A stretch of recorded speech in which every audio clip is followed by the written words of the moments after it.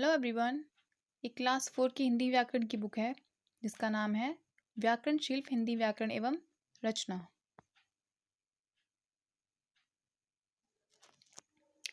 आपका पहला पार्ट है भाषा, लिपि और व्याकरण, लैंग्वेज, स्क्रिप्ट एंड ग्रामर।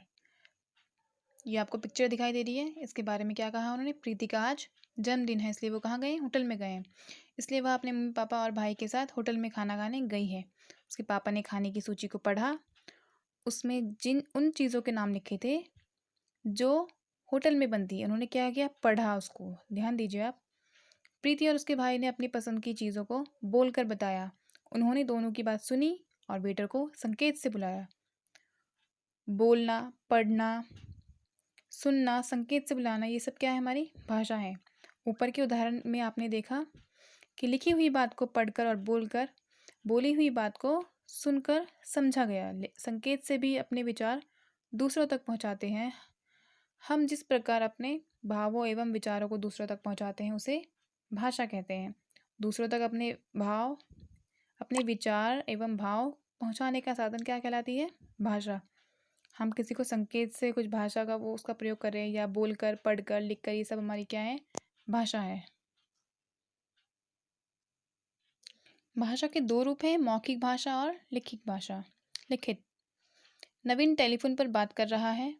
विद्यार्थी श्रुतलेख लिख रहे हैं। टेलीफोन पर बात करना भाषा का मौखिक रूप है। बात कर रहा है तो कोई सुन रहा होगा, तो बोलना और सुनना है हमारा मौखिक। लिखित में क्या है? पढ़कर लिखना, ये है हमारा लिखित भाषा। टेलीफोन पर बात करना भाषा का मौखिक रूप है। श्रुतलेख लिखना भाषा का लिखित रूप है। लिखित रूप से अर्थ है जिस रूप को लिखा और पढ़ा जाए।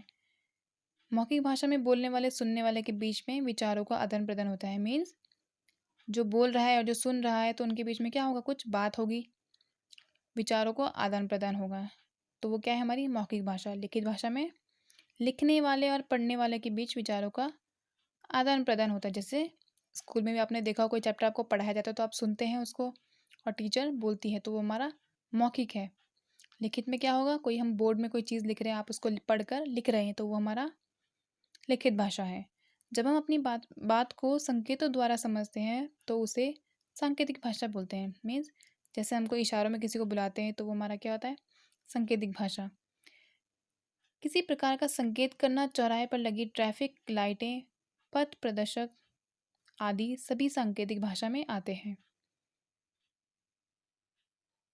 जैसे हमारी कुछ भाषाएं दी गई हैं, कुछ राज्यों के नाम हैं और उनकी भाषाएं। कौन कौन सी भाषाएं बोली जाती है? कश्मीर में कश्मीरी, पंजाब में पंजाबी, गुजरात में गुजराती, पंजाब में बंगाल में बंगाली, आंध्र प्रदेश में तेलुगु, केरल में मलयालम, कर्नाटक में कन्नड़, तमिलनाडु में तमिल, उड़ीसा में उड़िया, महाराष्ट्र में मराठी। तो ये भाषाएं अलग अलग राज्यों में बोली जाती है। भाषा के अन्य रूप हैं मातृभाषा। बच्चा सबसे पहले अपनी माँ व परिवार से जो भाषा सीखता है वही भाषा मातृभाषा होती है। जो भी वो अपने घर से सीखता है वो क्या है? हमारी मातृभाषा। राष्ट्रभाषा क्या है? जो भाषा देश के अधिकांश हिस्सों में बोली जाए उसे राष्ट्रभाषा कहते हैं। जहाँ ज़्यादा से ज़्यादा जो भाषा बोली जाती है वो है हमारी राष्ट्रभाषा। जैसे हिंदी सबसे ज़्यादा बोली जाती है हमारे देश में, तो क्या है? वो हिंदी हमारी राष्ट्रभाषा है। अंतर्राष्ट्रीय भाषा कौन सी है? वह भाषा जो कई राष्ट्रों में बोली व समझी जाए, वह अंतर्राष्ट्रीय भाषा है। जैसे अंग्रेज़ी, इंग्लिश भाषा क्या होती है? इंग्लिश लैंग्वेज क्या होती है? ज़्यादातर देशों में बोली जाती है। लिपि, मौखिक भाषा को लिखने के लिए जो चिन्ह बनाए गए हैं उन्हें लिपि कहते हैं। अलग अलग भाषाओं की अलग अलग लिपि होती है। जैसे हिंदी भाषा की लिपि देवनागरी है, अंग्रेजी भाषा की लिपि रोमन है, उर्दू भाषा की लिपि फारसी है, हिंदी भाषा की लिपि देवनागरी है।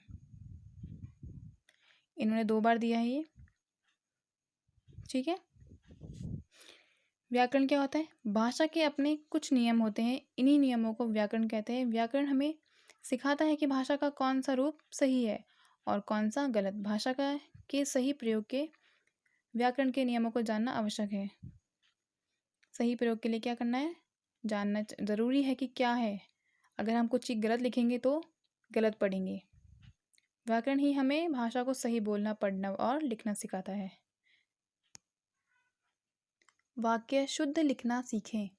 पहला है अंकुर कहानी रहा है लिख। तो इन्होंने क्या लिखा, गलत बोला है, ये सेंटेंस गलत है। मेरी जा रही है माँ बाजार, मेरी माँ बाजार जा रही है ऐसा लिख सकते थे, लेकिन इन्होंने गलत लिखा है। तो आपको इंग्लिश ग्रामर भी पढ़ाई जाती है तो वो इसीलिए पढ़ाई जाती है कि आप सही यूज़ करें सेंटेंस का। ये दोनों ही वाक्य अशुद्ध हैं। इनका शुद्ध रूप है अंकुर कहानी लिख रहा है, मेरी माँ बाजार जा रही है। तो आपको डिफरेंस पता चला कि क्या अंतर है दोनों में। भाषा का शुद्ध रूप व्याकरण ही सिखाता है। तो ये आपका चैप्टर फिनिश होता है। इसकी एक्सरसाइज एंड क्वेश्चन आंसर मैं आपको सेंड कर दूंगी, तब तक आप इसको अच्छे से सुनिए और समझिए कि भाषा क्या होती है। Thank you.